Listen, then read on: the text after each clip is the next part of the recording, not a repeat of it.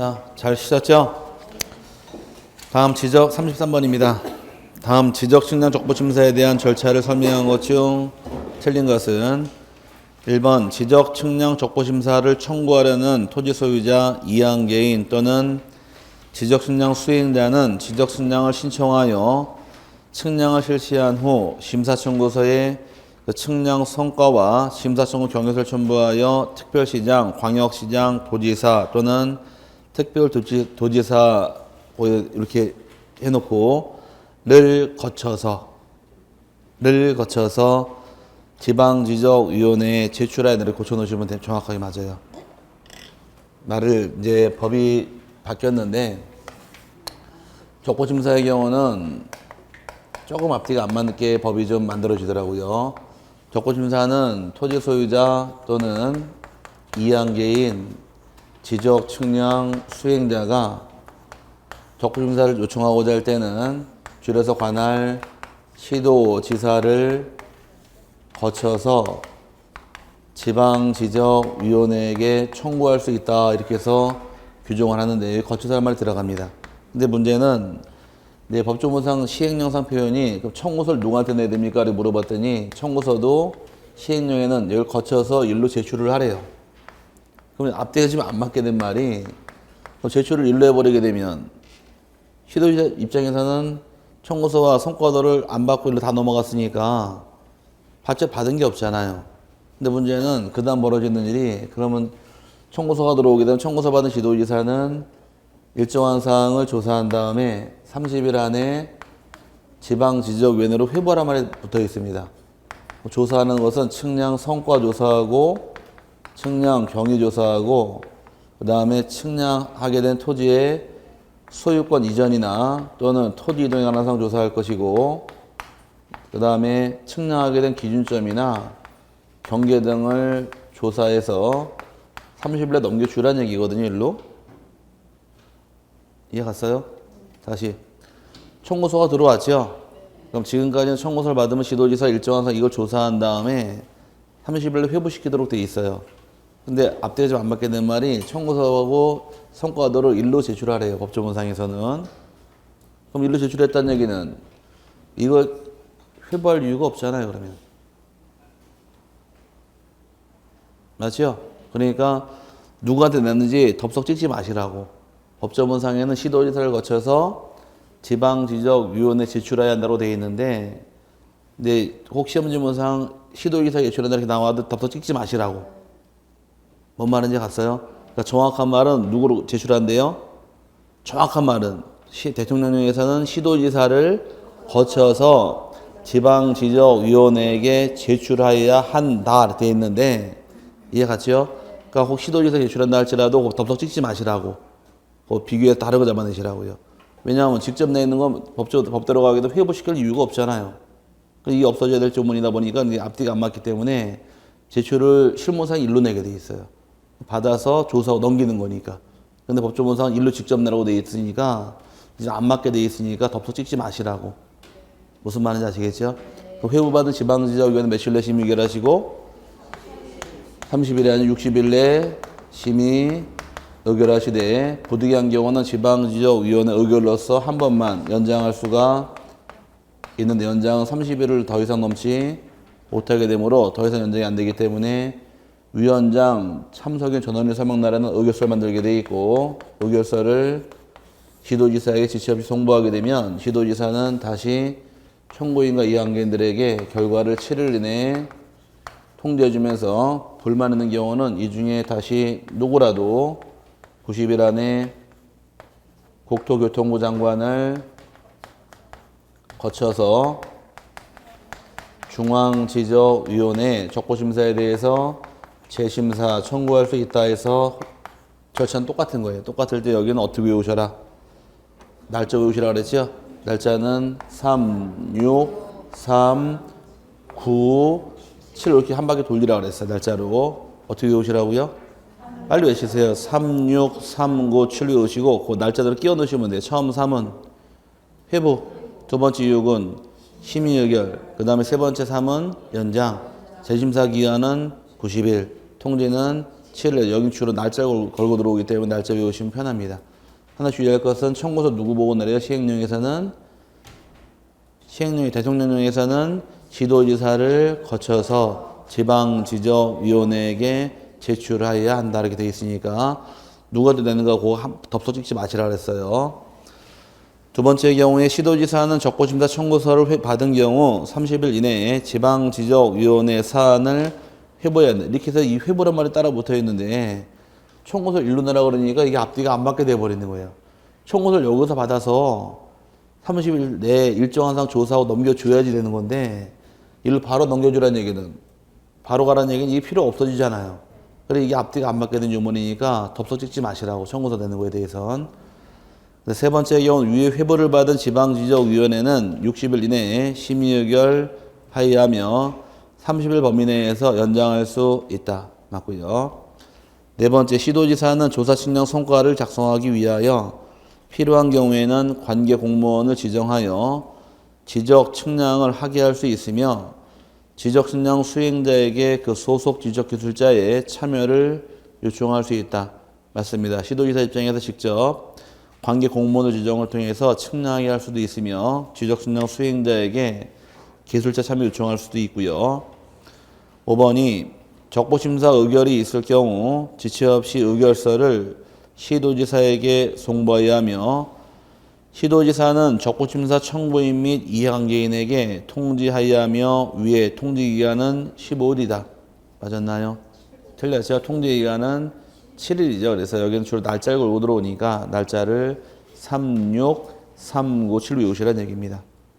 그 다음에 34번은 지적소관청이 직권으로 정정하여하는 경우로 틀린 것은 1번은 수정 좀 하시라고 그랬어요.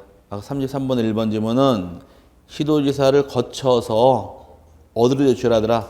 지방지적위원회에게 제출해야 한다 이렇게 고쳐놓으시라고. 그게 정확한 법조문상 표현이니까.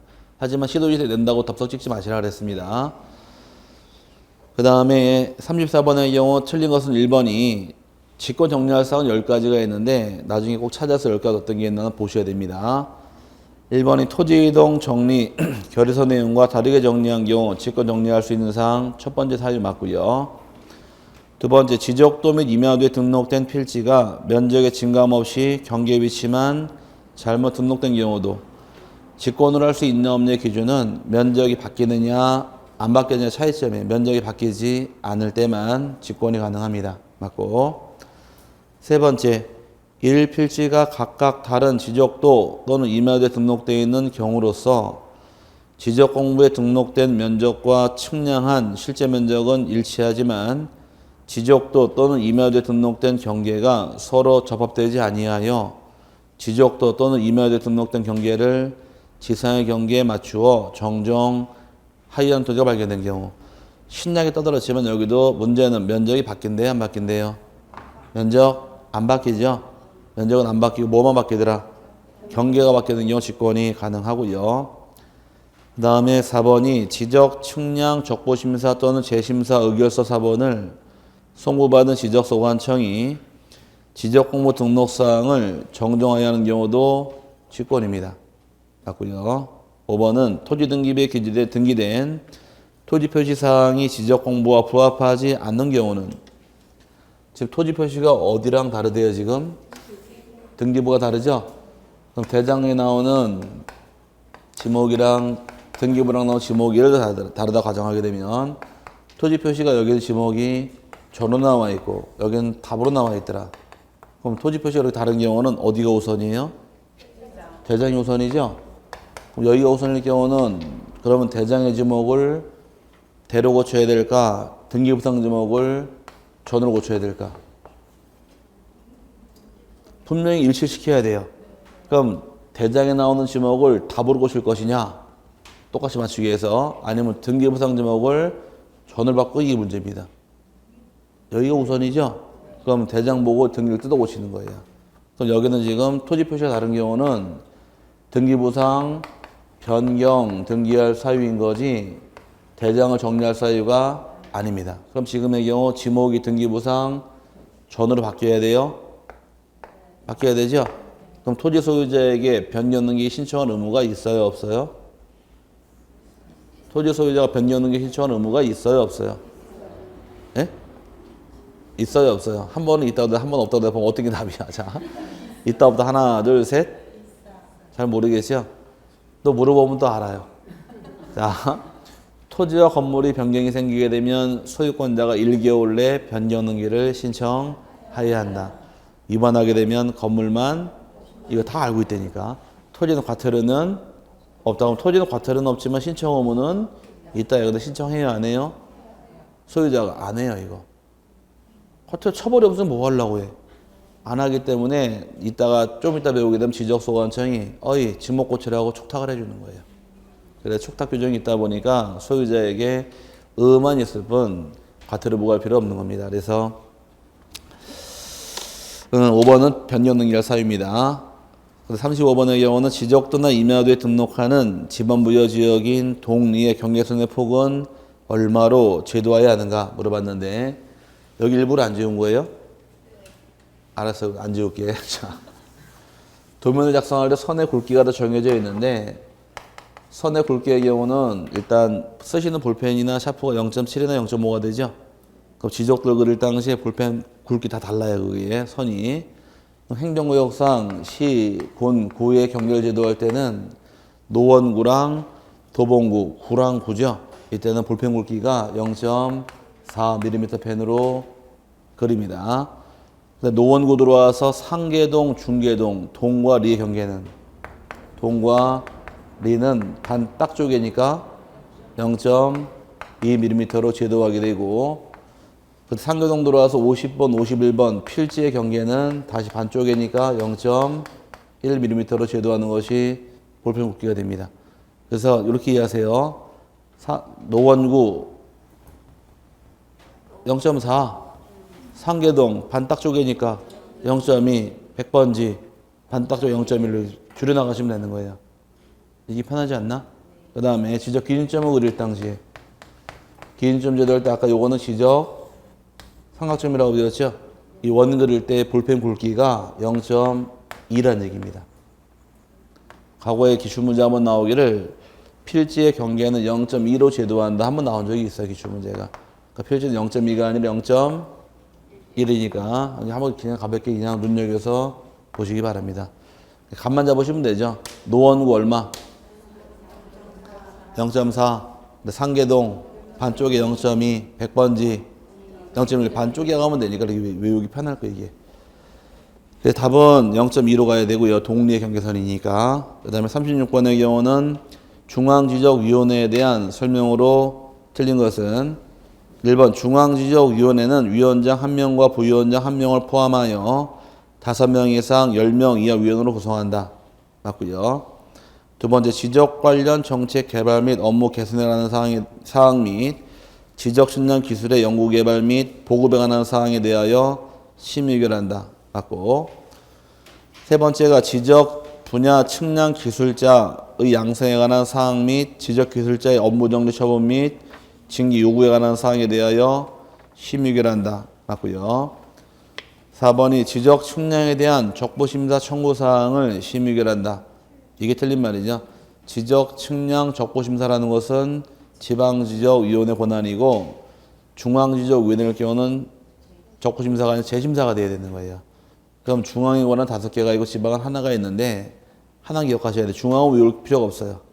지방만 알면 돼요. 지방은 지적 측량 적부심사만 지방이 합니다. 그거 하나밖에 없으니까. 나머지는 뭔지 모르지만 다 중앙이에요. 지적 관련 정책 개발, 업무 개선 다 중앙. 지적 측량 기술의 연구, 개발, 보급 중앙. 지적 기술자 양성 방안 중앙. 지적 기술자 업무 정지 및 징계 다 중앙이고 재심사도 중앙. 되게 많아요. 5개가 있으니까. 근데 지방 하나밖에 없으니 하나만 기억하시면 됩니다. 5번에 위원장 및 부위원장을 제외한 위원회 임기는 2년으로 한다. 위원장, 부위원장은 당연직이다 보니까 임기가 없고 위원만 2년으로 간다. 맞습니다. 그 다음에 37번 지적소관청이 토지 소유자에게 하는 지적 정리에 관한 설명으로 틀린 것은 1번 토지의 표시에 관한 변경 등기가 필요하여 이를 촉탁한 경우에는 그 등기 완료 통지서를 접수한 날로부터 15일 이내에 통지해야 한다. 변경 등기 필요한 경우는 등기 완료 통지서를 접수한 날로부터 15일 맞고요. 두 번째, 토지 표시에 관한 변경 등기가 필요하지 아니한 경우에는 지적공부에 등록한 날로부터 15일 이내에 통지해야 한다. 15일이 아니라 이거는 7일이죠. 7일. 잘못된 말이고.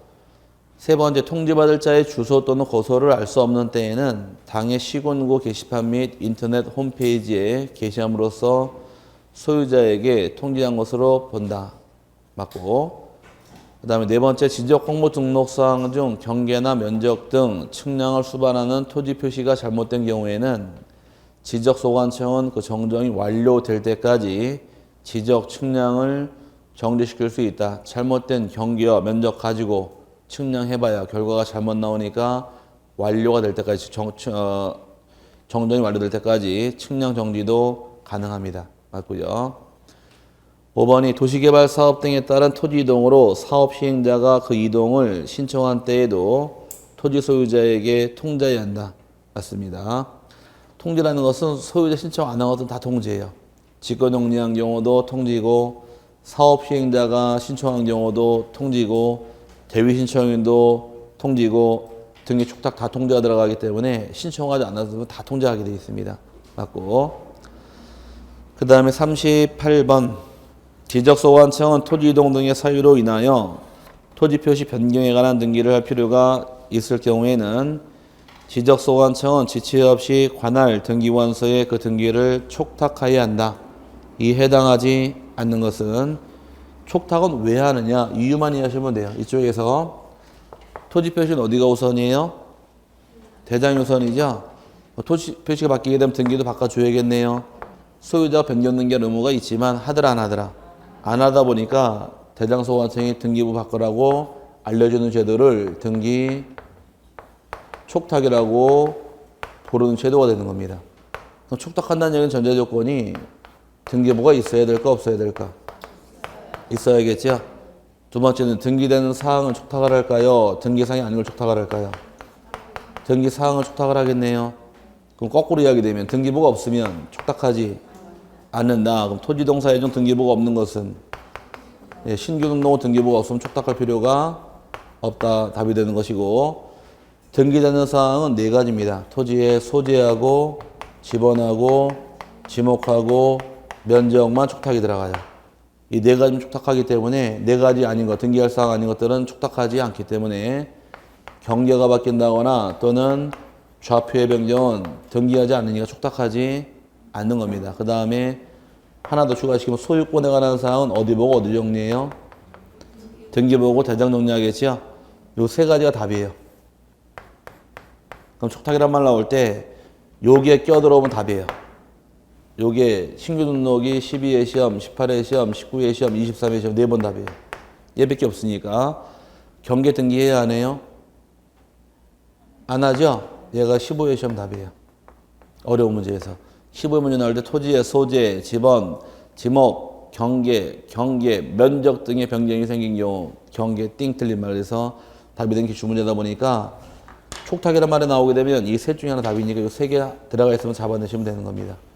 그럼 1번의 경우는 남은 거 읽어보니까 토지 이동으로 인하여 토지의 소재지, 지번, 지목, 면적, 소유자 등의 변경 정리한 경우는 소재, 지번, 지목, 면적까지 촉탁이 들어가겠지만 소유자는 대상이 아니니까 1번 답이고 직원 변경이 있는 경우 촉탁 들어갑니다. 바다가 된 토지의 등록을 말소하는 경우도 촉탁 들어가고요. 축척 변경한 때, 등록상 정정한 때 다 대상이 되겠지만 1번 질문에 소유자는 대상이 아니니까 1번이 답이 됩니다. 그 다음 39번의 경우는 지적 기준점에 대한 설명으로 잘못된 것은 1번 지적 기준점이란 시도지사나 지적소관청이 지적 측량을 정확하고 효율적으로 시행하기 위하여 국가기준점을 기준으로 하여 따로 정하는 측량 기준점을 말한다. 지적 기준점의 경우 설치권자는 시도지사하고 지적소관청이 설치하게 됩니다. 맞고. 그 그 다음에 두 번째가 지적 삼각점을 지적 소관층이 설치하거나 변경 시에는 그 측량 성과를 시도지사에게 통보해야 한다. 맞았나요? 보면 되겠네. 지적 기준점은 누가 설치하래요? 아까 1번 질문처럼 시도지사나 지적 소관청이 기준점을 설치하게 되는데 설치권 기준점 종류가 3개가 있더라. 지적 삼각점이 있고 지적 삼각 보조점이 있고 지적 도건점 3가지 기준점이 있는데 기준점의 성과를 보관하는 사람은 따로 보관합니다.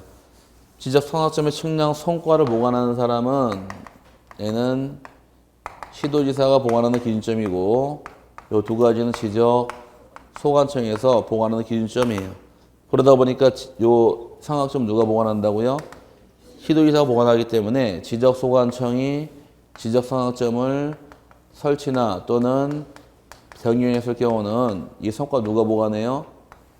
시도지사네요. 시도지사에 알려줘야겠네요. 통보해야 한다. 그래서 맞는 말입니다. 그럼 이 2가지 누가 보관하더라? 소관청이니까 소관청에 설치한 건 통보할 필요가 없기 때문에 통보 규정은 지적 삼각점만 설치 변경한 때 시도지사에게 통보 규정이 남아있게 됩니다. 맞고요. 세 번째, 지적 삼각 보조점의 측량 성과에 대하여 등본 발급이나 열람을 신청하고자 하는 자는 지적 소관청에 신청해야 한다. 맞는 말인데 칠판에서 다시 성과에 대해서 일반인들에게 등본 발급도 가능하고 그 다음에 열람도 할 수 있도록 허용을 합니다. 그럼 이제 지적 삼각점은 누구한테 가야 됩니까? 그 다음에 삼각 보조점의 경우 차이점이 생기는데 지적 삼각점은 누구한테 가야 될까요? 등본 띄고 싶을 때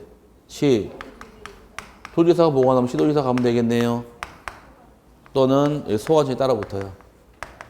여기는 소관청한테 가는 것이 내용인데 과거에는 시도지사만 나와 있다가 추가시켜서 이제 소관청 가서도 등본 발급 가능하니까 참고하시길 바랍니다.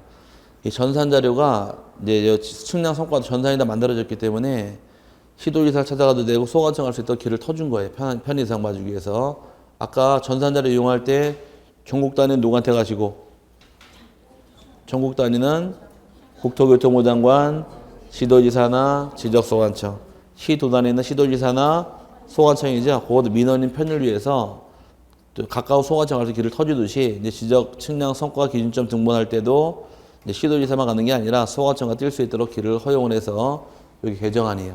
여기 그래서 참고 좀 하시다. 그러다 보니까 3번 질문처럼 지적 삼각 보조점의 경우는 소관청에 가서 등본 발급이나 열람을 신청할 수 있더라. 맞고 4번의 경우 지적 삼각점 측량 성과에 대하여 등본 발급이나 열람을 신청하고자 하는 자는 지적 소관청에 신청하여야 한다. 틀린 말이네요. 누구한테 신청해야 돼요?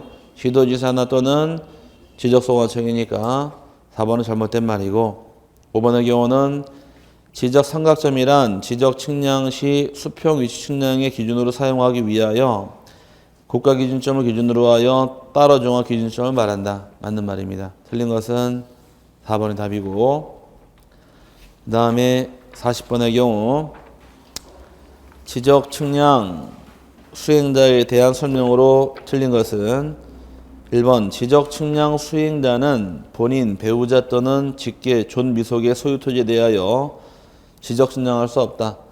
측량 제척에 내 측량하다 걸리게 되면 300만 원 이하 과태료 사유입니다. 측량은 자기 토지, 배우자 토지, 직계, 존속, 비속까지 측량 못하게 되고 예전에 주문자 한번 나오기를 지적 측량 수행자는 자기 토지, 배우자 토지, 반계율적 토지 측량에서 아니 된다. 틀린 말이에요. 반계율적이 아니라 직계, 존속, 비속까지만 제척이지 형제 땅 반계율적으로 측량할 수 있습니다. 직계 존속이 누구예요? 부모님, 비속은 자식, 위로 1촌, 아래로 1촌 측량이 안 되고 형제부터 뭐라고 부를까? 직계가 아니라 반계열쪽이라고 부릅니다. 그 반계열쪽으로 측량할 수 있으니까 직계 존비속까지 측량이 안 되는 거예요. 두 번째, 지적 측량 수행자는 대통령 영어로 정하는 지적 측량 수수료 외에는 어떠한 명목으로도 그 업무와 관련된 대가를 받아서는 아니 된다. 대가 받다 걸리게 되면 1년 이하 징역 1천만 원 이하 벌금에 처합니다. 세 번째가 지적 측량 수행자가 타인의 의뢰에 의하여 지적 측량을 함에 있어 고의 또는 과실로 지적 측량을 부실하게 함으로써 지적 측량의 의뢰인이나 제3자에게 재산상 손해를 발생하게 한 때에는 이를 배상하기 위하여 한국국토정보공사는 20억 원 이상, 지적 측량업자는 1억 원 이상의 보증보험에 가입해야 한다. 공사 20억, 업자 1억 맞고요. 4번이 위 3의 경우, 오타가 나서 3의 경우 보증보험은 업무 개시 전까지 가입해야 한다. 아까 틀렸네요. 언제까지 가입하셔라? 등록증 발급 받은 날로부터 10일 이내니까 업무 개시 전까지 중개업입니다. 틀린 말이고. 5번이 지적 측량업자는 지적 확정 측량 및 경계점 좌표 등록부 시행지역 내 지적 측량할 수 있다. 맞는 말이고. 그럼 반대로 지적 측량업자의 경우는 어디 측량을 못하느냐? 지적도 임야도 시행지역 측량 못하게 돼 있어요. 어디만 측량하시라고요? 지역상으로 경계점 좌표 등록부 시행점을 측량하는 것이 지역적인 제한입니다. 측량업자가 있고 그 다음에 또 하나가 공사가 있죠. 측량 범위가 다른데 지역적인 범위가. 먼저 보게 되면 공사의 경우는 개발되기 전에 지적도 임야도 시행지역 당연히 측량할 수 있고 경계점 좌표 등록부 시행지역 당연히 측량합니다. 다 측량하되 검사 측량을 못하게 돼 있어요. 그럼 공사만큼만은 지역적인 제한이 없으니까 측량을 다 하는데 일반적인 지적 측량업자의 경우는 여기는 측량이 안 되고 여기만 가능해요. 이게 차이점이에요. 그럼 이 지역은 누구만 측량하겠다? 공사만 하겠다는 얘기예요. 이게 왜 이런 차이가 발생했느냐? 측량업자가 2003년부터 측량하도록 법을 개정을 합니다. 그럼 2002년까지 우리나라 모든 지적 측량은 대한지적공사가 옛날에 독점을 하고 있었어요. 독점하다가 측량업자가 터달라고 헌법소원 제기해서 이기는 바람에 터지기 시작을 했는데 공사 입장에서 여러분이 공사라고 한번 이해해 보시자고. 개발에 되어서 잡혀가는 지역, 이 지역은 전국토의 5%밖에 안 돼요. 전국토가 95%가 개발되기 전 땅이에요, 지금 현재. 그러면 분명히 개방을 해주긴 해주는데 얘를 개방했다가는 공사의 매출액이 딱 반토막 날 겁니다. 아닌가? 맞잖아요. 이 큰 밥그릇이 있는데 이걸 개방하겠냐 이거예요. 이건 개방 안 하고 요것만 개방한 거예요. 요것만 반 나눠주겠다요. 그러다 보니까 말이 개방이 된 거지 얘를 공사가 치고 가기 때문에 옛날에 100% 측량 나가다가 이제는 95% 그대로 먹고 있고 반쪽에 보면 97.5% 아닌가요? 그래 말이 개방이지 실제로 개방된 건 아니에요. 거의 97.5%를 다 하고 있고 그 일부분만 요것을 측량하고 있는 거예요. 이건 죽어도 개방 안 할 겁니다. 앞으로. 이걸 개방하는 순간 한국국토정보공사 매출액이 반토막 날 테니까. 그래서 이건 개방 안 하고 요것만 개방하다 보니까 측량업자는 여기 몇 개 측량해야 되는 거예요. 뭔 뜻인지 이런 내막에는 이해 갔어요? 그래서 측량업자는 어디만 측량할 수 있대요? 경계점 좌표 등록부 시행점만 측량하는 것이고 일반적인 적시는 못하도록 규정을 해버립니다. 맞는 말이고 틀린 것은 4번의 답이고요. 여기까지가 지적과 지적법이고 이제 머리 잡았던 등기법입니다. 사실 1번 부동산 등기의 다음에 설명 중 틀린 것은 1번 2인의 공유 등기를 그중 1인의 단독 소유로 경정하여 달라는 등기 신청은 그 취지 자체에 있어서 이미 법률상 허용될 수 없음이 명백한 경우에 해당하므로 등기원은 이를 각하해야 한다. 맞았나요? 맞는 말인데 자 예를 들어서 이 집에 대해서 갑이 단독 소유인 2억 주택이 있다고 가정을 하고 돈이 급하다 보니까 한 1억이 필요해요. 대출 받아오자니 이자 부담이 생기기 때문에 을에게 1억 받고서 이 집을 지분만 넘깁니다. 그럼 1억 받고서 을에게 넘기면 갑과 을이 공유로 받게 된 거예요. 그럼 을이 얼마 주고 샀대요 지금?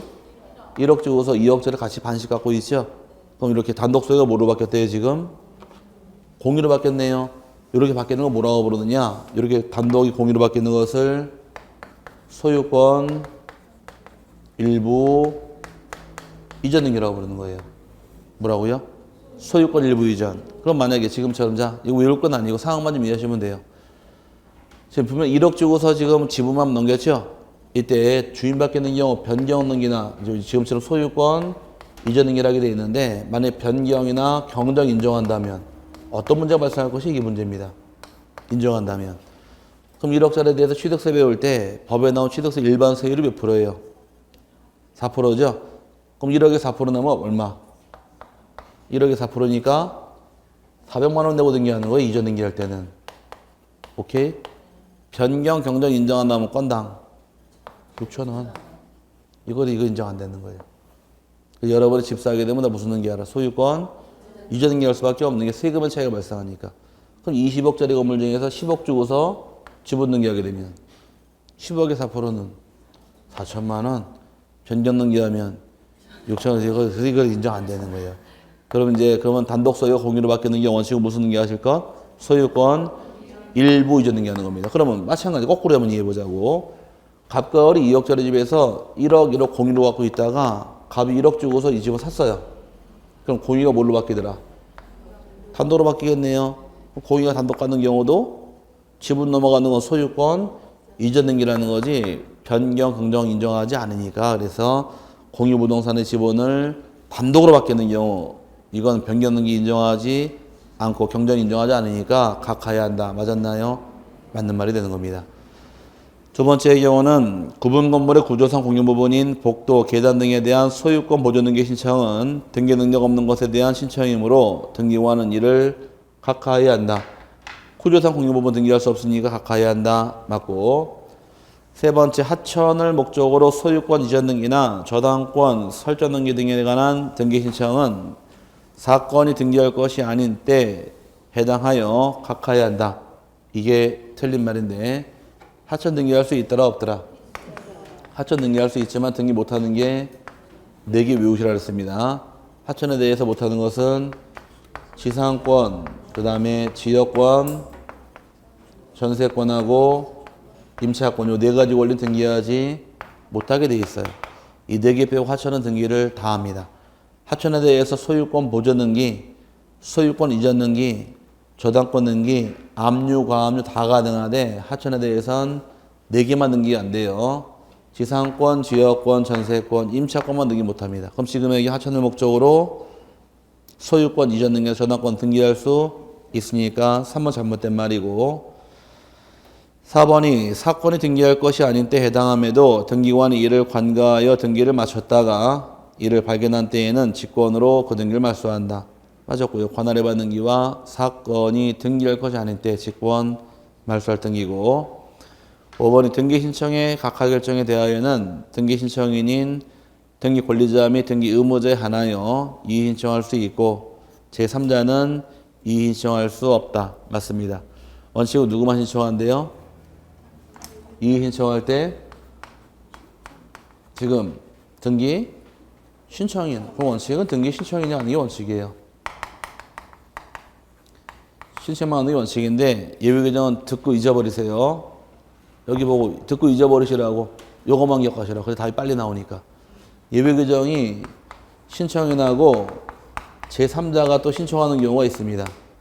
가능한 경우 한 차례가 딱 있는데 그 경우가 등기법 배울 때 각가사유 중에서 2가지 사건이 등기할 것이 아닐 때하고 관할을 위반한 등기 이 2가지 무효인가요? 무효죠? 무효일 때 이 2가지 등기가 실행이 돼버린 경우는 제3자도 인정할 수 있어요. 그럼 이 2개가 나오기 전까지는 제3자란 말이 나와서 안 돼요. 근데 이걸 기억하고 있으면 틀려요. 쓰지 마시라고 그래서 설명원들이 이거 잊어버리시라고. 이 2개 무효인가요? 무효죠? 그럼 민법 공부할 때 무효와 취소 배울 때 취소할 수 있는 사람은 취소권자라고 딱 제한이 돼 있었어요. 그럼 취소는 취소권자만 할 수 있도록 제한이 되어 있는 반면에 무효임을 주장할 수 있는 자는 누구나 다 주장하는 겁니다. 그럼 2개가 무효일 경우는 신청인도 무효라고 주장할 수 있고 제3자 다 주장할 수 있으니까 이건 다 가능해요. 근데 이게 기억에 남아있으면 답이 오히려 안 나오니까 얘는 잊어버리시고 누구만 해라. 그래 답이 빨리 나와요. 신청인만 하더라. 여기 답이에요. 그럼 상속 등기가 위협하다 할 때 상속 등기가 위협할 때 상속인이 아닌 사람은 이의신청할 수 있을까요? 왜? 신청인이 아니니까. 그럼 상속 등기가 위협할 때 이의신청 누구만 해라? 상속인만 가는 거예요. 그래서 대법원 판례가 상속인이 아닌 자는 상속 등기가 위협하다 하여 이의신청할 수 없다고 규정되어 있는 거예요. 그럼 상속 등기 신청에는 상속인만 이의신청할 수 있으니까. 그럼 채권자가 대위 신청했습니다. 채권자 등기 신청인 맞아요? 아니에요? 맞죠? 그럼 채권자 이의 신청할 수 있다가 되기 때문에 나중에 답을 잡아낼 때 이게 빨리 가는 지름길이에요. 그 제3자 기억하지 마시고 누구만 할 수 있대요? 신청이면. 그럼 지금의 이건 맞는 말이다. 이렇게 잡고 넘어가시면 되고요. 그 다음에 42번의 경우는 등기 효력에 관한 다음 설명 중 틀린 것은 1번이 협의 분할에 의한 상속을 등기 원인으로 하여 소유권 이전 등기를 한 경우 그 소유권의 등기 명의인이 소유권을 취득하는 시기는 등기를 한 때가 아니고 상속이 개시된 때이다. 맞았나요? 상속 부동산은 공동이 받은 부동산을 뭐라고 부르느냐? 공동 상속 재산이라고 부르는데 가기 전에 물어봐야지. 그러면 공동 상속 재산은 소유권이 공유입니다. 공유. 민법 공부할 때 공유물을 분할하게 되면 소급표 있다고 배웠어요? 없다고 배웠어요? 공유물 분할 시 소급표. 여러분하고 저하고 토지를 올해 1월 1일 날 공유로 취득했어요. 1월 1일 날 취득하고서 오늘 분할했습니다. 그럼 분할한 효과가 취득한 시기로 거슬러 올라가느냐, 오늘 분할 효과 발생하는 걸 물어보는 거예요. 오늘 발생하는 거지 1월 1일로 거슬러 올라가는 건 아니란 얘기예요. 그럼 원칙은 소급표가 있다 없다? 없다가 원칙이지만 딱 하나가 있어요. 딱 하나가 바로 공동 상속 재산만 소급해 발생하는 겁니다. 뭔 말인지 갔어요? 그럼 이제 우리 둘이 남매지간이에요. 나이 많은 누나가 있고 어린 동생이 있더라. 둘이 왜 웃어요? 나이 어린데. 아버지 안 먹어서 그래. 어쨌든 간에. 이렇게 둘이 상속 받았습니다. 1월 1일 날. 그럼 상속 등기는 안 해도 상관없잖아요. 쭉 지금까지 오늘 분할하게 되면 분할한 효과는 1월 1일로 거슬러 올라가게 돼 있어요. 공동상속 재산만. 그러다 보니까 등기한 때가 아니라 언제로 거슬러 올라간다. 상속 개시로 거슬러 올라가기 때문에 민법상 공유에서 소급표 분할할 때 소급표에 있는 건 딱 하나밖에 없는 거예요. 공동 상속 재산만 소급표가 있다 보니까 1번이 맞는 말이 되는 것이고 2번 동일한 부동산에 관하여 등기한 권리의 순위는 법률에 다른 규정이 없으면 등기의 순서에 따른다. 맞고 세 번째 허무인 명의 등기에는 등기 추정력이 인정되지 않지만 사망자 명의 등기 신청에 의한 등기에는 등기 추정력이 인정이 된다.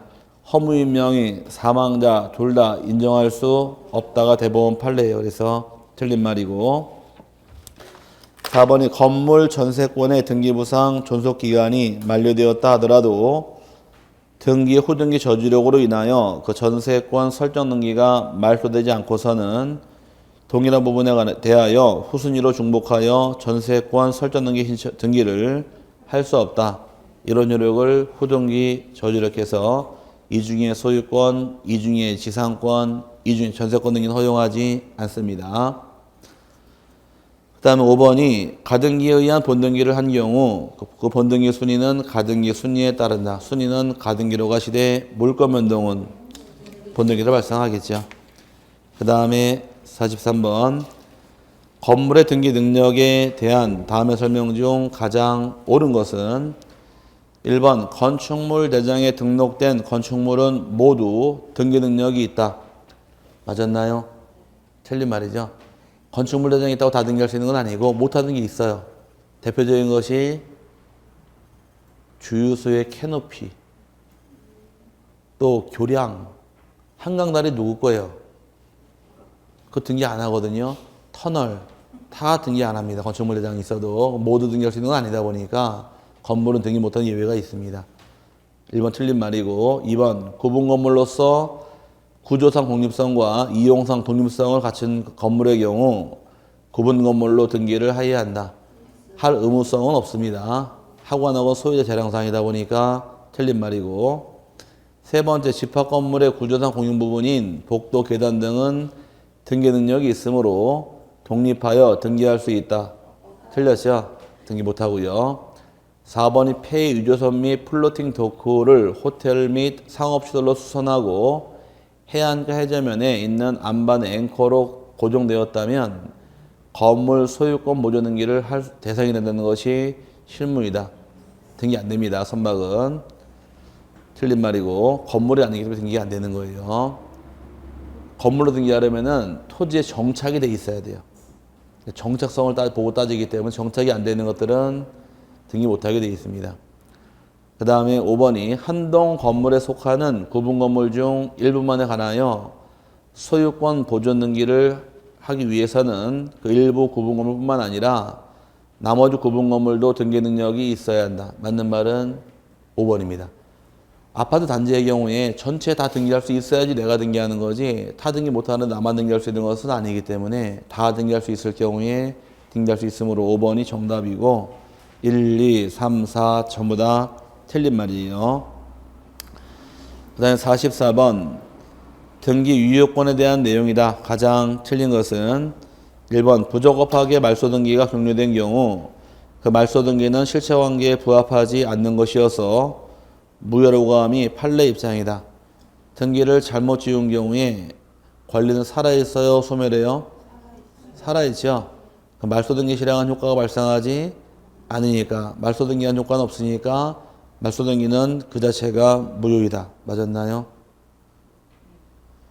지워진 등기가 무효가 아니라 말소 등기 그 자체가 무효란 얘기예요. 잘못 지우면 권리 소멸하지 않잖아요. 살아있죠? 등기가 살아있다는 얘기는 권리가 살아있다는 얘기 등기를 지운 효과가 발생하지 않으니까 말소 등기 그 자체는 무효이다. 맞는 말이고. 두 번째, 건물의 종류와 구조, 면적이 동일한 경우라도 멸실 건물의 보존 등기를 멸실 후에 신축한 건물의 보존 등기로는 유용할 수 있다. 이게 틀린 말이죠. 멸실 건물 유용하지 못합니다. 유용할 수 있는 것은 어떤 등기만 유용할 수 있느냐?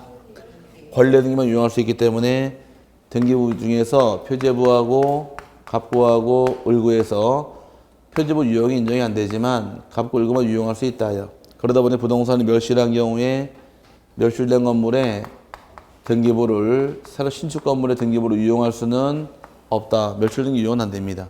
이거 누구나 다 외워요. 거꾸로 그럼 담보가등이랑 가등이 유용할 수 있을까?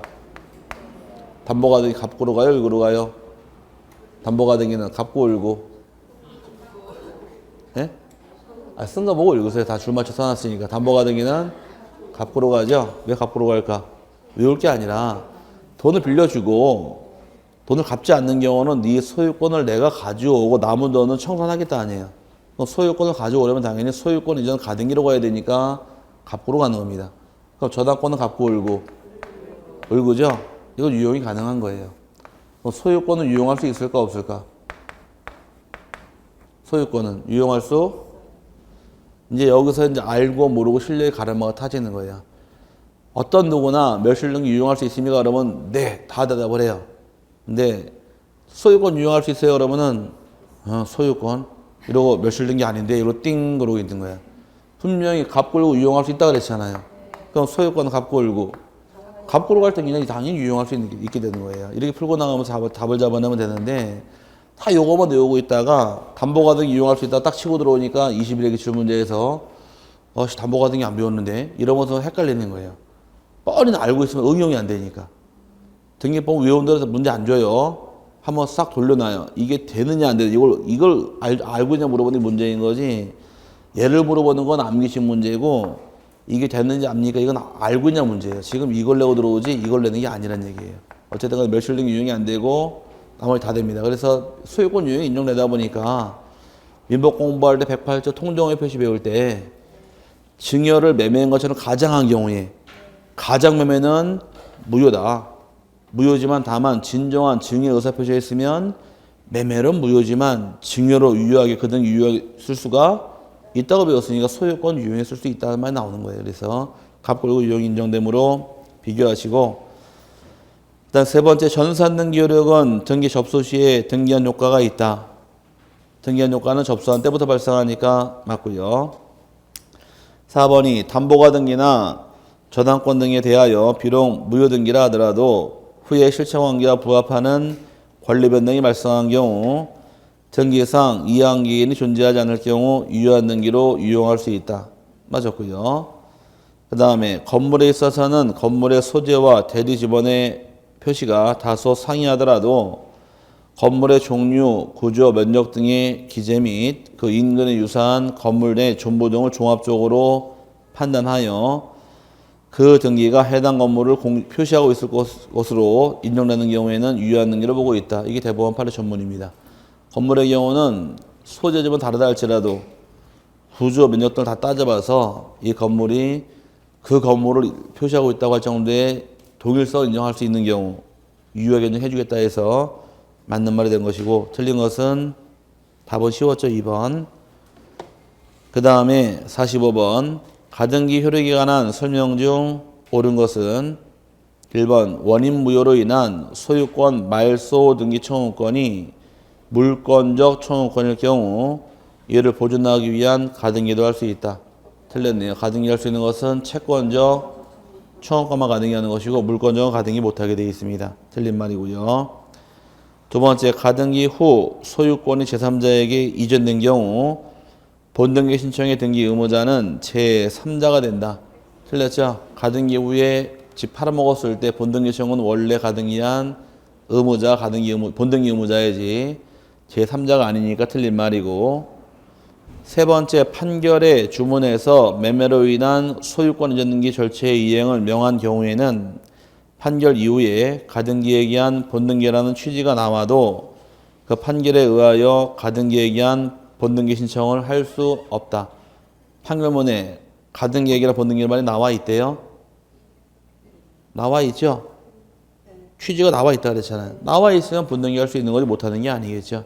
틀린 말이고, 안 나와 있으면 못하겠지만 나오는 경우 할 수 있는 겁니다. 4번이 가등기에 의하여 보존된 소유권 이전 등기 청구권이 상속으로 인하여 혼동이 발생하였다고 하더라도 혼동을 원인으로 한 말소 등기 신청이 없는 한 등기관이 그 가등기를 직권으로 말소할 수 없으며 단독 신청에 의해 말소해야 한다.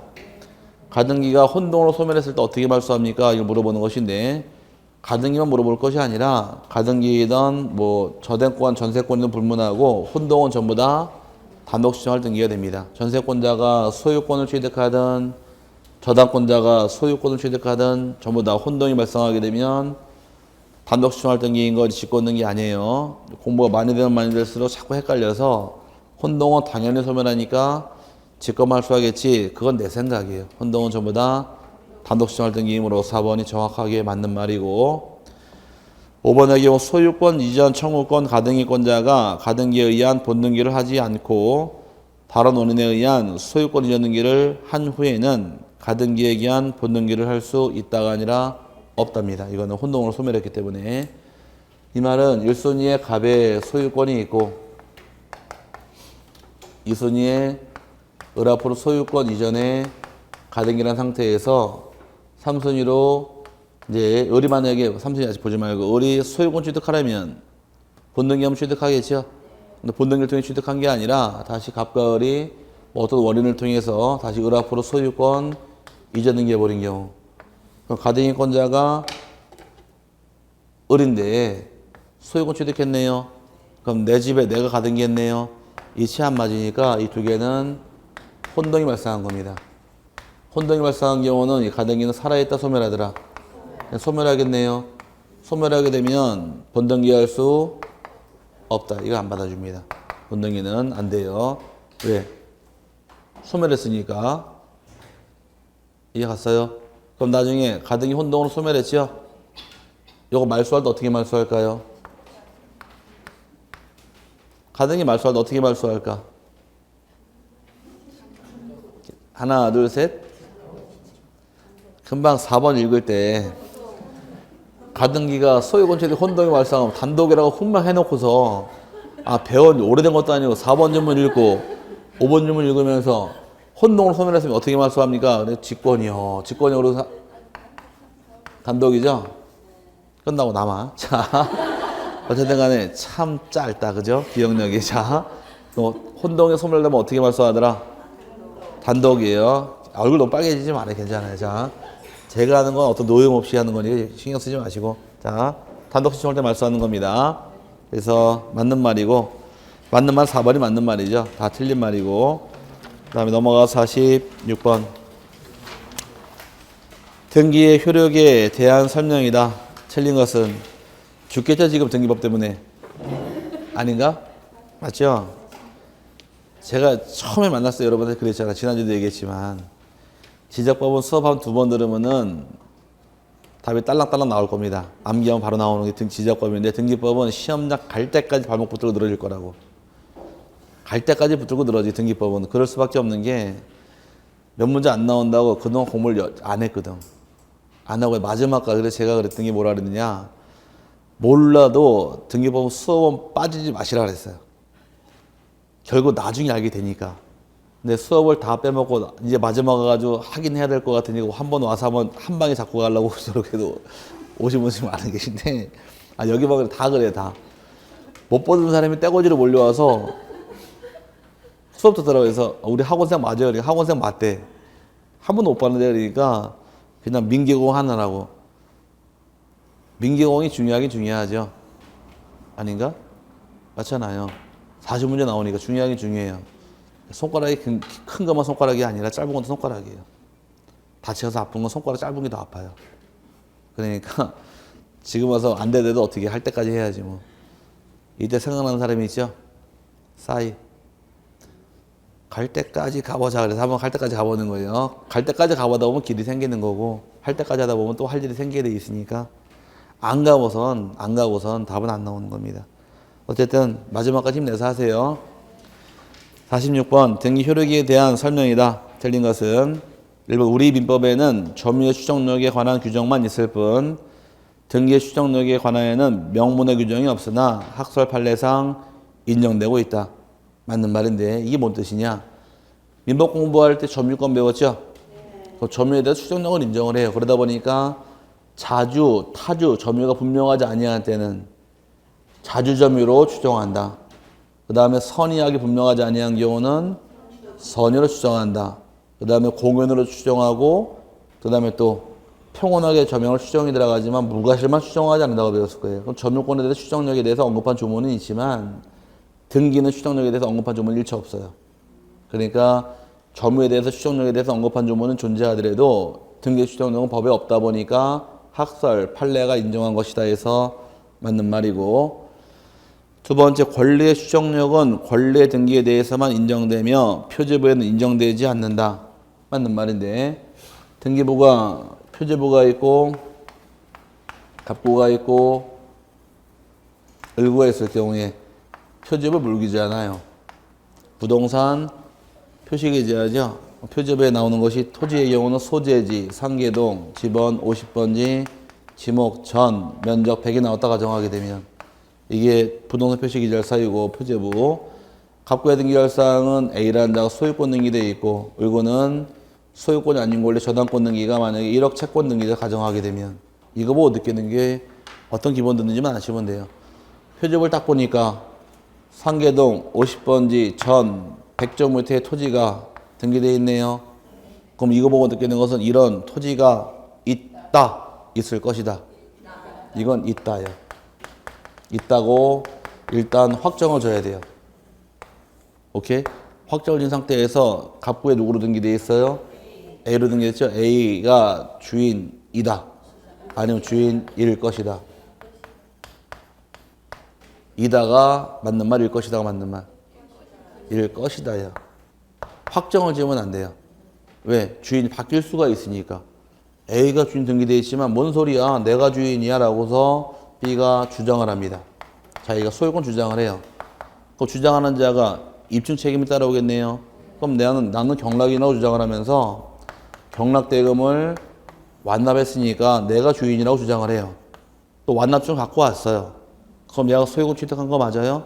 그럼 주인이 바뀔 수 있으니까 표제부처럼 확정 지으면 안 되니까 주인일 것이다라고 하는 거예요. 뭔 말인지 갔어요? 그럼 저당권 1억 등기되어 있습니다. 빌린 돈이 있다고 생각할 수 있겠죠? 그럼 돈 1억 빌렸다. 현재 채권 1억이 있다. 아니면 채권 1억이 있을 것이다. 것이다요. 왜? 돈 변제한 경우. 저당권 말소 안 해도 등기는 소멸하게 돼 있으니까 권리는. 그러면 등기부상 이렇게 다 표제부 갑고 을고는 어떻게 되는 것이고 일 것이라고 추정을 하는 것이고, 오케이? 표제부는 이런 부동산이 있다라고 확정을 짓기 때문에 추정력은 권리 등기 갑고 을고만 인정하는 거지 표제부 인정할 수가 없다는 말이 나오는 거예요. 감 잡았어요? 네, 그래서 맞는 말이고, 세 번째 우리 민법에서는 부동산에 관한 선의 취득은 인정되지 않으며 따라서 부동산 등기의 공신력은 없는 것으로 해석하고 있다. 맞고요. 4번이 본등기에 기한 물권변동 효력은 가등기한 때로 소급하는 것이 아니라 본등기한을 실행한 때부터 발생하는 것이나 그 순위를 결정하는 기준은 가등기 시로 한다. 순위는 가등기로 가되 물권변동 시기는 본등기로 가더라. 맞고요. 5번이 전 소유자가 양도사실을 부인하는 경우에도 보존등기의 추정력은 인정된다는 것이 판례 입장이다. 이게 틀린 말이죠. 전 소유자가 양도사실을 부인하는 경우 추정력은 인정되지 않으니까 5번은 잘못된 말입니다.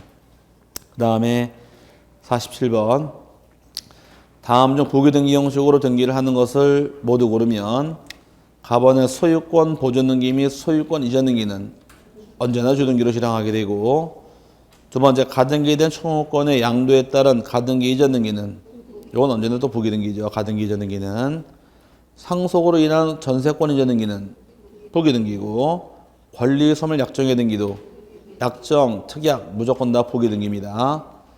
그 다음 이양개인의 승낙이 없는 권리 변경 등기는 요건 주등기겠죠. 승낙서가 있으면 부기등기, 승낙서가 없으면 주등기에서 승낙받아서 부기 춤출 언제 가라? 주말에 간다 그랬으니까 승낙서가 있으면 부기등기고 없으면 주등기가 되므로 부기등기 형식은 나다라. 답은 5번이 되겠죠. 그 다음 48번의 경우는 다음 토지거래 허가에 관한 다음 설명 중 틀린 것은 1번 가등기를 신청할 당시 등기 원인이 된 토지거래 계약 또는 이약에 대한 토지거래 계약 허가증을 제출한 경우 그 가등기에 의한 본등기를 신청할 때에는 별도로 토지거래 계약 허가증을 제출할 필요가 없다. 가등기 할 땐 딱 하나만 받아오라 그랬습니다. 그 딱 하나가 바로 뭐예요? 토지거래 허가만 받아와라. 그럼 가등기 때 받은 것은 본등기 때 필요하지? 아니 가등기 때 허가증 냈나요? 그럼 본등기 때 필요하지 않다. 그럼 가등기 할 때 검인 받아요? 안 받죠? 가등기 할 때 농지취득자 증명은 첨부하지 않으니까 가등기 때 안 한 것들은 다 본등기 때 하게 돼 있는 거예요. 그럼 지금은 가등기 때 하나만 기억하시면 돼요. 뭐만 받아오실 것? 토지거래 허가만 받아와라. 그래서 맞는 말이고 두 번째 계약의 체결일자가 허가구역 지정 이전이라도 등기 신청을 지정 이후에 한다면 토지거래 허가증을 첨부해야 한다. 이게 틀린 말인데 허가를 받는 것은 계약할 때부터 등기할 때까지 허가구역이 쭉 이어질 때만 허가를 받는 게 이게 절차예요. 그럼 허가증 언제만 첨부하라고요? 빨리 따라하세요. 계약할 때부터 등기할 때까지 쭉 이어질 때만 허가증 내는 거예요. 그러면 자 계약할 때 허가구역이 아니었습니다. 나중에 등기할 때 허가구역 지정이 돼버린 경우는 허가증 낼까 안 낼까? 허가증 안 내는 거예요. 그럼 계약할 때 허가구역은 맞아요. 등기할 때 지정이 해제가 된 경우 허가증 낼까 안 낼까? 안 내는 거예요. 그럼 계약할 때 허가구역은 맞아요. 등기할 때 중간에 지정 해제가 됐다 다시 지정 또 된 경우는 허가증 예? 낸다 안 낸다? 안 낸다 그랬잖아요. 왜요가 여기 이거 신나게 해놓고 뭘 또 왜요야 또 허가증 언제 가더라고. 그럼 해놓고선 이게 쭉이에요? 이거 뚝이잖아. 쭉이 아니라 뚝 끊어지잖아. 이건 안 내는 거예요. 그래서 허가증은 계약할 때부터 빨리 외치세요. 등기할 때까지 쭉 이어질 때만 내는 거예요. 그럼 중간에 한번 각기표가 들어가 있으면 내는 거 아니에요. 이해 갔어요? 이렇게 잡아내 안 헷갈려요. 괜히 이런 질문 읽으면 허가구역 지정 이전인데 막 그러면 막 정신없으니까 헷갈리지 마시고 허가증 언제 가져온대요? 계약할 때부터 등기할 때까지 허가구역이 쭉 이어질 때만 내는 겁니다. 근데 쭉은 외워놓고 어디서 나온 쭉인지는 알고 외우셔야 돼요. 그래서 허가증일 나오는 거예요. 아니 이렇게 잡아내도 안 헷갈려요. 이런 질문은 헷갈리게 돼 있으니까. 그래서 1번, 2번이 틀린 말이고 3번의 경우 토지거래 계약 허가증을 등기 신청 정보에 첨부한 때에는 등기 원인을 정보에 검연을 받을 필요가 없으며 농지취득 자격증명 또한 제출할 필요가 없다.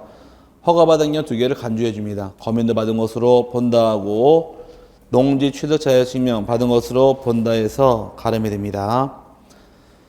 네 번째, 허가 대상 토지를 주인에게 공유지분으로 나누어 처분하는 경우 그 지분율에 따라 산정한 면적이 허가 대상 면적 미만이더라도 그에 따른 최초 지분율 등기를 신청할 때에는 토지거래 계약 허가증을 첨부해야 한다. 맞았나요? 이거 공법상 기준이죠. 허가 대상 면적을 여러 명에게 나누어 등기하는 거예요. 제가 주거지역 내 토지가 몇 평인가요? 허가 대상 면적이 주거지역은 네? 180, 상업지역은 200, 공업지역은 600 급격하게 올라가 버리잖아요. 그래서 옛날에 외울 때 비행기 이륙할 때 나오는 소리로 외우시라고 했어요. 허가구역 그 면적 외울 때는 주거지역이 얼마고 180, 상업지역은 200, 공업지역은 660이잖아요. 갑자기 급격하게 확 올라가잖아. 비행기 이륙할 때 나오는 소리가 있어요. 주상공 하고 이렇게 올라가는 거야. 뭐라고요? 이렇게 확 올라가니까 주거지역은 180, 상업지역 200, 공업 600 갑자기 확 올라가니까 소리가 뭐라고 나오더라. 비행기 이륙할 때 주상공 하고 올라가는 거예요. 뭔 말인지 갔어요? 어쨌든 간에 주거지역을 180을 3명에게 팔아요. 그럼 허가대상 면적이죠? 지분율에 따라 산정했더니만은 3분의 1, 3분의 1, 3분의 1 경우는 180에 대해서 60밖에 안 되잖아요. 그럼 허가대상 면적은 아니지만 다 더하니까 얼마예요? 180 나왔지요? 허가 면적 나오는 경우 처음 등기할 때 허가증을 첨부를 해야 돼요. 이건 허가 받는 걸 탈피하는 걸 방지하기 위해서 지분대로 등기를 방지할 목적으로 아마 공법 시간에 배우지 않았어요, 이거? 근데도 모른 척 하고 있어요, 왜 다? 표정이다. 그래서 맞는 말이고 5번이 토지와 건물을 일괄하여 교환계약을 체결할 당시 토지거래 허가를 받았다면 별도로 건물에 관하여 검인계약서를 제출할 필요 없다. 허가된 토지만 대상이지만 허가받을 내용하는 건물이 포함되어 있을 때에는 건물도 인정해줘서 별도로 건물은 검인받을 필요 없습니다. 맞는 말이고 틀린 것은 2번이 답이고요. 49번 토지거래 허가에 관한 다음의 설명 중 틀린 것은 1번 토지거래 허가 지역 내 농지에 대하여 위탁자인 소유자가 신탁회사에 신탁 예약을 원인으로 신탁 등기를 신청하는 경우 토지거래 계약 허가증은 첨부하지 않아도 된다. 신탁 등기 신청할 때 허가증을 내야 돼요? 말아야 돼요? 이걸 물어보는 게 문제인데 신탁 등기 신청할 당시에는 검인 받을까 안 받을까? 검인 받아야 돼요. 그럼 농지 취득자였으면 첨부할까 안 할까? 받아야 되죠. 그러면 허가증은 첨부할까 안 할까? 이건 안 합니다. 왜 안 할까? 무상계약이니까. 검인 받는 건 모든 계약 다 받아라. 그럼 신탁계약도 계약에는 검인 받게 돼 있는 것이고 그럼 신탁은 소유권 넘기는 거 맡기는 거? 넘기는 거는 당연히 첨부를 해야겠죠. 하지만 토지거래 허가는 유상계약만 받게 돼 있으니까 신탁은 무상이어서 허가증이 필요 없는 거예요. 그럼 지금의 경우는 농지일 경우에 농지 취득자 증명 내야 되고 그 다음에 허가증 받아야 돼요. 신탁된 허가증 안 받아도 되니까 그럼 토지거래 허가증은 첨부하지 않아도 된다. 맞는 말이고 두 번째 등기 신청 정보에 첨부되는 토지거래 허가증의 유효기한은 발행일로부터 3개월 이내이므로 그 기간 내 등기를 신청해야 한다. 이게 틀린 말인데 허가증의 유효기한은 없습니다.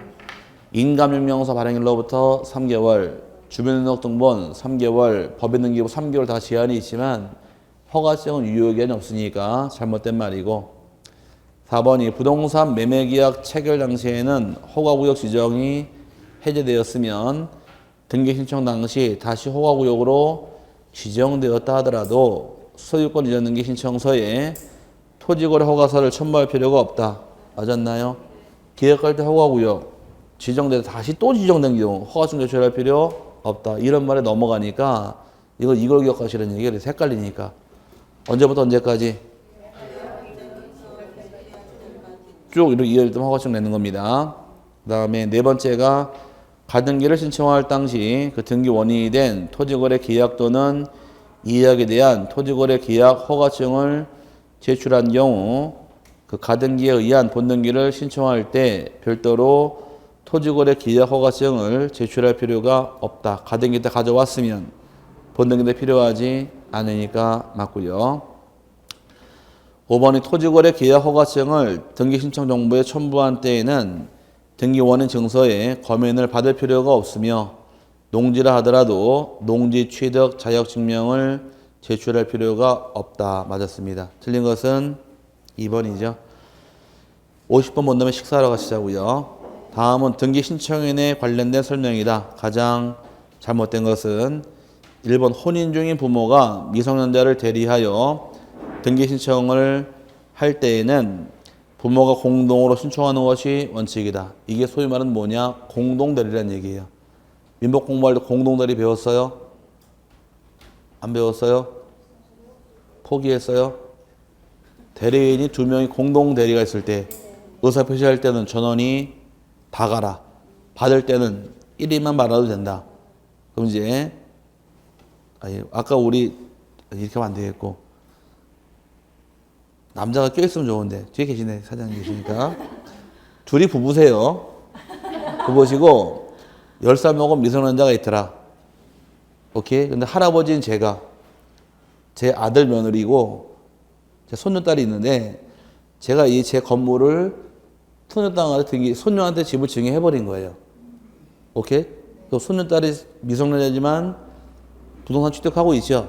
나중에 이 집에 대해서 등기할 때 친권자들이 몇 명이에요, 지금?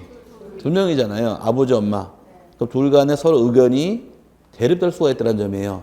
아버지는 돈 만들려고 집 팔자고 주장하고 있고, 엄마는 집 전세줘서 세받자고 주장하고 있고, 서로 다르니까, 이때는 미성년자 집을 등기할 때는 친권자 2명이 다 와야 돼요. 그래야지만 등기 가능하고, 이름은 왔다니 가당합니다. 그러다 보니 나중에 중개업 하실 때, 이게 조심해야 될 문제예요. 공유 등기로 되어 있는데 부부간의 사이가 좋을 수도 있고 나쁠 수도 있어요. 두 분이 부부 관계세요? 그런 것 같아요. 굉장히 가깝게 앉아 계신 것 같아가지고서 두 분이 부부간은 저렇게 가깝지 않는다라는 그 느낌이 들었는데 어느 분이 공부도 잘하세요? 그렇죠. 원래 그래요. 그래서 부부가 오시면 남자분은 대부분 다 2년 공부, 여자분들 1년 만에 합격하시더라고. 그 여자분이 돈 버시고 남자부터 그때부터 한량이죠, 이제. 1년 동안. 자, 그런 경우가 많이 있는데, 두 분 합격하시길 바라고. 어쨌든 간에 그래가지고서, 둘이 같이 가는 게 내용이 되고, 혼자서 등기 못하게 되는 거예요. 그러다 보니까 이제 집을 공유 등기되는 것을, 둘이 부부 관계가 사이가 좋으면, 내가 우리 부부다 이렇게 해가지고서 등기 그냥 해서 그냥 전세 들어갈 수 있어요. 큰 문제 안 생기는데, 나중에 둘이 이혼하기 직전이야. 사이가 되게 안 좋은데, 이 집을 전세금 빼고 전세금 거의 다 튀어 있으니까 머리 좋은 사람은 3억짜리 집이면 전세금이 80% 잡으면 3, 8, 20, 2억 4, 5천이니까 반 나눠가지고 1억 5천이잖아요. 전세가 받아 튀려고. 그 남편이 혼자서 딱 전세 계약을 해요. 우리 마누라 부부 거야 같이 이러고서 괜찮아요. 그래서 도장 찍고 가요. 나중에 마누라랑 사이가 안 좋아서 나는 전세 넣은 적 없다고 시비 붙여보면 그거 난 심각해지는 거예요. 뭔 말인지 갔어요? 왜? 공유할 땐 다 와야 되거든. 근데 이름 하나 도장 찍었다가 나중에 뭔 소리냐, 난 전세 준 적 없다고 잡아떼기 시작하고 법률적으로 문제 심각해지니까 중개업자 도장 다 받아오고 위임장 받아오고 어떤 조치를 취해놔야 돼요. 안전하게. 그렇지 않은 경우는 문제 생겨요. 그러니까 이 2차 문제는 중개업 할 때 다치지 않게끔 하셔야 돼. 그럼 가장 중요한 게 뭐냐? 등기예요. 등기 잘못 봤다. 또 등기 잘못하고 설명 확인하고 잘못했다. 된통 나가는 순간 50만 원, 100만 원마다 수수료 한 방에 다 토해내야 돼. 그 수수료만 토해내는 게 아니라 피해본 금액 다 토해내야 돼요. 그게 힘들어지니까 등기가 가장 중요한 거예요. 확인 설명 쓰더라도 등기를 보고 써야 되고. 예전에는 어떤 분이 계셨느냐. 합격하고 2, 3년 있다가 중개업을 오픈하러 오셨는데 그동안 2년, 3년 쉬었을 때 다 까먹었잖아요. 그러니까 수업 들어왔어요. 이거 2달 동안. 뭔 말인지 알아야지 서구에 설명해 줄 거 아니에요. 등기 순위볼줄도 다 까먹었는데 당장 확인 설명해야 될 텐데 어떤 게 선순위 호순위 확인할 수 없으니까 그래서 나중에는 제 번호 따가지고 중개업할 때마다 급친한 모드. 안녕하시죠? 누군지 아시죠? 그러면서 막 친하게 지내면서 사진 찍어서 보내요. 이거 순위 봐달라고.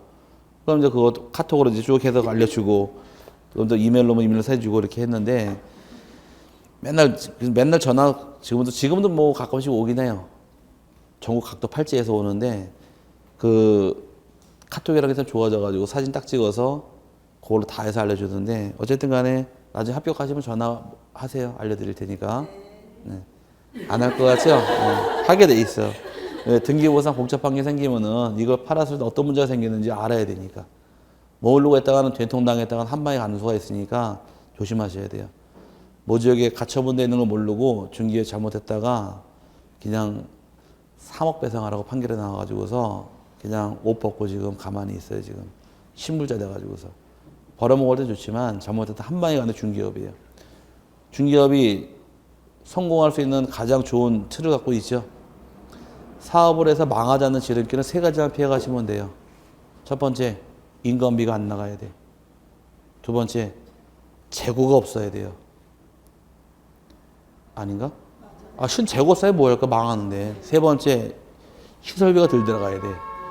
시설비를 신나게 해놓고 시설비 못 뽑았는 망하게 돼 있으니까. 근데 중개업은 시설비 들어요? 현관하고 지도 있고, 아닌가? 한쪽 벽은 지도 걸어놓고, 한쪽 벽은 그 동네 아파트 단지 배치도, 조감도, 평면도 걸어놓고, 이제 거울 하나 걸어놓으면 끝났잖아. 그 시설비 할 게 없잖아요. 인건비 많이 들어요? 안 되면 나 혼자 하면 되지 뭐. 그 다음에 재고 남아요? 안 남으니까 이 망하는 걸 세 개를 다 피해가 있는 이 직종이 이 직종이니까 조금만 잘하시면은 괜찮은 직종입니다. 정년 퇴임 먹겠다. 큰 돈 안 들겠다. 내 건물 하나만 딱 있으면 그냥 앉아서 그냥 충분히 중개 해먹을 수 있는 이 직업이니까 꼭 합격하시길 바라요. 어쨌든 간에 공동으로 하는 게 원칙이 되고요. 두 번째, 등기 의무자 소재불명으로 등기를 말소를 공동 신청할 수 없을 때에는 등기 권리자가 재권 판결을 받아 단독으로 말소 등기를 신청할 수 있다. 맞는 말인데, 일단 권리가 있고 등기가 있을 때 잘 들으세요. 권리가 있고 등기가 있는데 권리와 등기는 하나다 별개다. 권리와 등기는 하나다 별개다. 손이 두 개니까 두 개 별개란 얘기예요. 자꾸 얘기하고 있는데 권리와 등기는 별개인데 권리가 죽고 등기를 지우는 게 순서예요. 전세권 기간 만료로 소멸했죠? 소멸했으면 등기를 지우는 겁니다. 저당권, 채권 변제했죠? 채권 변제하면 소멸하잖아요, 저당권. 그리고 등기를 지우는 게 순서예요. 그럼 권리가 등기가 있는데 소재가 불명된 경우에 등기부터 먼저 지웠다고 권리가 죽는 게 아니란 얘기예요. 권리를 죽이기 전까지 등기 다시 회복할 우려가 있다 보니까 순서는 항상 권리부터 먼저 죽이는 겁니다. 상대방이 없잖아요.